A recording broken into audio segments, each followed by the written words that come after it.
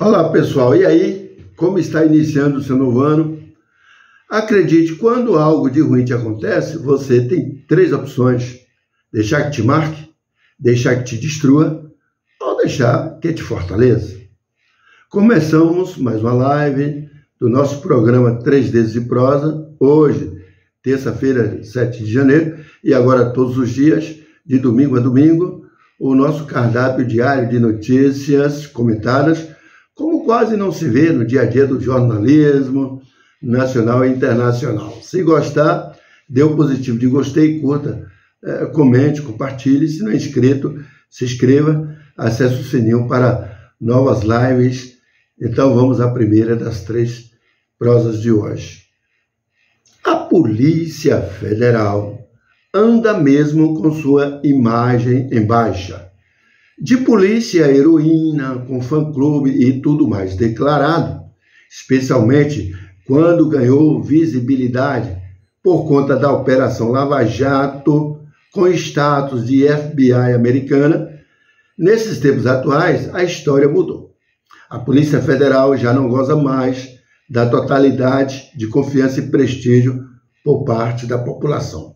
Os últimos acontecimentos que vêm atingindo negativamente a PF, aliando-se ao ministro do STF em cumprimentos de mandados de busca, apreensão e até prisão de pessoas em processos considerados ilegais, essa situação de confiabilidade e imagem ruínas já causam desconforto em agentes da própria Polícia Federal. O mais recente desastre envolvendo a Polícia Federal do Brasil trata do caso em que a organização instaurou uma NCV, que é Notícia, Crime e Investigação, para apurar crimes de guerra supostamente cometidos por um soldado israelense que estava de férias aqui na Bahia, lá no Morro de São Paulo. A NCV foi aberta na sexta-feira, data de 3, mas a Justiça só enviou os documentos com a manifestação do Ministério Público Federal. Ministério Público Federal é outra instituição que está caindo no descrédito, depois da abertura da Notícia Crime NCV. Como a apuração está sob sigilo, não se sabe ao certo o motivo pelo qual a PF iniciou as diligências antes do recebimento dos documentos emitidos pela juíza. Imagine, a Polícia Federal endoidou? Não é? Bom, a PF foi acionada pela Justiça Brasileira após uma entidade internacional, uma ONG, dessas, né, daí, que a gente já criticou aqui, né? Esta ONG informou que um soldado acusado de crimes de guerra na faixa de Gaza passava férias no Brasil. No dia 3, a juíza federal Raquel Soares Carelli, no Distrito Federal, determinou que a corporação investigasse a presença do soldado. Por que raios d'água? Por que cargas d'água? O caso envolvendo um soldado de Israel, alvo da Justiça do Brasil, voltou a abalar as relações entre Brasília e Tel Aviv, Israel, né? Nesse fim de semana. O parlamento israelense, inclusive, chamou o governo brasileiro de irresponsável e acobertou de ditadores. E o episódio envolvendo o soldado israelense e a justiça brasileira pode antecipar a saída de Andrei Passos Rodrigues do cargo de diretor-geral da Polícia Federal, que sob o comando desse sujeito, realmente a Polícia Federal está cada vez mais se desmoralizando. Essa aqui é a grande realidade. Agora imagine se o soldado fosse preso, já que a tal ONG queria que a Justiça expedisse mandado de prisão provisória do homem, por risco de fogo ou destruição de provas. Em quem que esse soldado está sendo investigado? Pela polícia, pela Justiça brasileira, gente. No entanto, o pedido não foi deferido pela Justiça a tempo.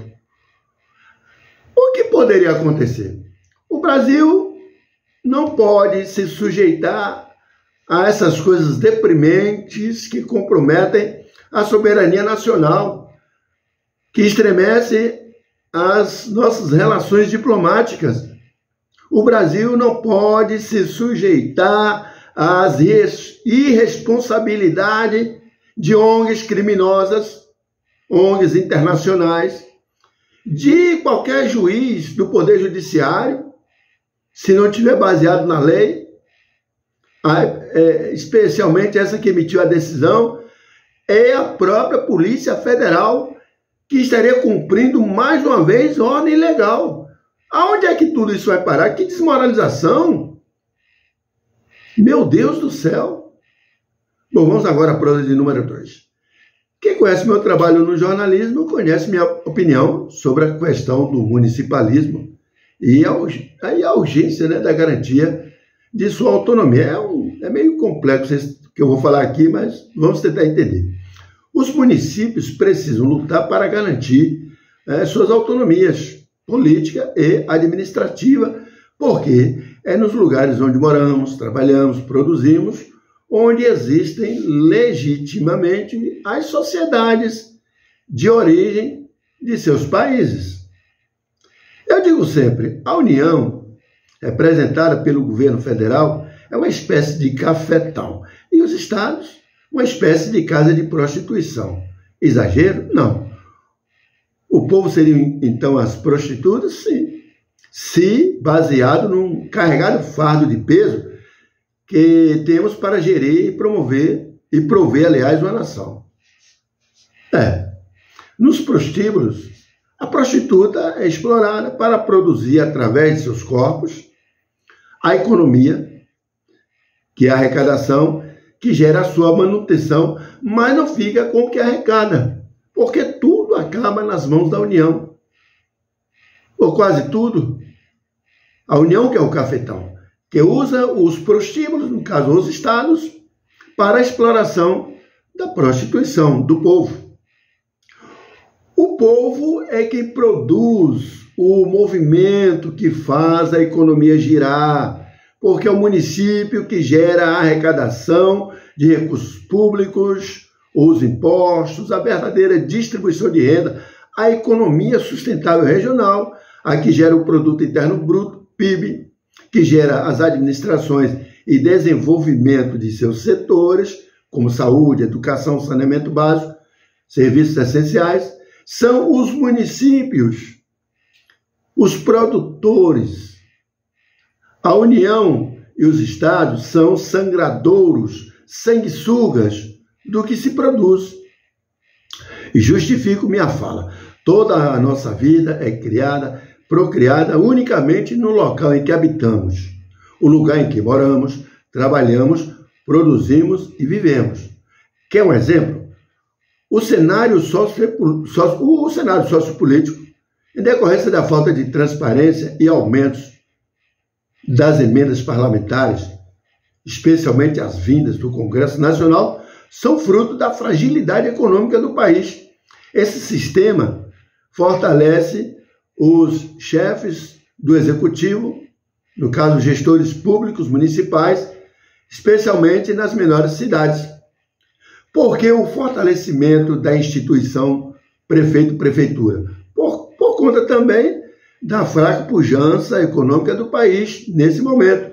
Quando você tem uma economia que não está tão favorável, não está gerando tantos empregos, abertura de novas empresas, realmente um crescimento de fato que mude a vida das pessoas, as únicas instituições que se fortalecem são as administrações municipais, principalmente nos rincões, nas regiões de um país onde as prefeituras são as grandes empregadoras, as grandes geradoras de emprego.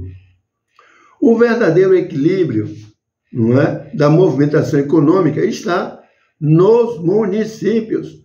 Por isso, a necessidade de acabar com a União, o governo federal, e criar os chamados estados federativos, que passariam a funcionar talvez como federação, distritos, junto com os municípios. Nos Estados Unidos, mais ou menos, isso já funciona, onde cada condado assume o estado que, por sua vez, tem suas próprias autonomias na economia, na Constituição e nas suas próprias leis. É ou não é? Então é isso. Esperamos que os municípios sejam fortalecidos assim. Vamos à prosa de número 3, a última. A ação de criminosos chegou ao extremo na cidade de Palmas de Monte Alto, aqui na região sudoeste da Bahia. Uma idosa faleceu e seus familiares decidiram que enterrariam o seu corpo em um caixão, acompanhado de objetos que pertenciam à mulher, um celular e um aparelho de rádio, talvez como último pedido em vida ou porque a idosa, a defunta, amar esses mesmos objetos. Ocorre que toda a cidade de Palmas do Monte Alto soube da presença dos aparelhos enterrados juntos com a idosa e indivíduos tiveram a coragem de arrombar o túmulo para pegar esses aparelhos. O túmulo de Maria do Carmo, não é, acabou aí sendo violado, ela que tinha 69 anos, esse túmulo foi encontrado aberto na última sexta-feira 3, mas moço, sexta-feira 3, parece sexta-feira 13, né? Além do celular, um rádio também foi levado, como eu disse. A filha da vítima, Rosângela Pereira, informou, né, que muitas pessoas sabiam realmente da presença dos objetos no caixão, mas, né, como não há pista ainda, né, dos que fizeram isso, ela também não sabe qual o motivo, né? Ela não esperava. Os criminosos serão identificados, obviamente, localizados, e eles poderão responder por furto qualificado, violação de sepultura, né, dano qualificado e vilipêndio de cadáver. A Polícia Civil segue investigando o caso. Interessante, né? Esse Brasil, né, não é para amadores não, viu? Se gostarem, dê um joinha positivo. Se não são inscritos, por favor, se inscrevam, curtam, comentem, compartilhem. Acesse o sininho para novas notificações de lives. Um abraço.